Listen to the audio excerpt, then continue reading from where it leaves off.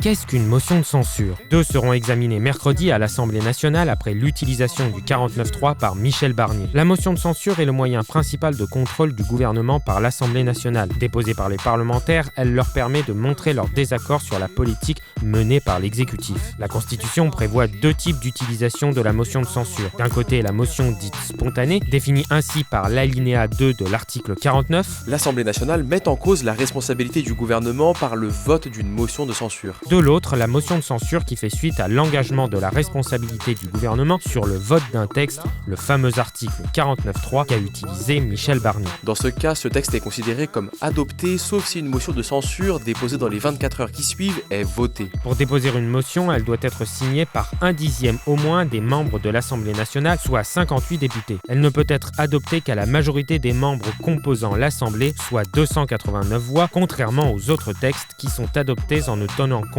que des députés présents le jour du vote. Si la censure est votée, le Premier ministre, selon l'article 50, doit remettre au président de la République la démission du gouvernement. Le gouvernement devient alors démissionnaire et traite des affaires courantes jusqu'à la nomination par le président de la République d'un nouveau Premier ministre, puis, sur proposition de ce dernier, du nouveau gouvernement. Utilisée plus de 130 fois depuis 1958, la motion de censure n'a abouti qu'en octobre 1962, lorsque Charles de Gaulle a souhaité soumettre au référendum la révision constitutionnelle qui prévoyait l'élection du président de la République au suffrage universel.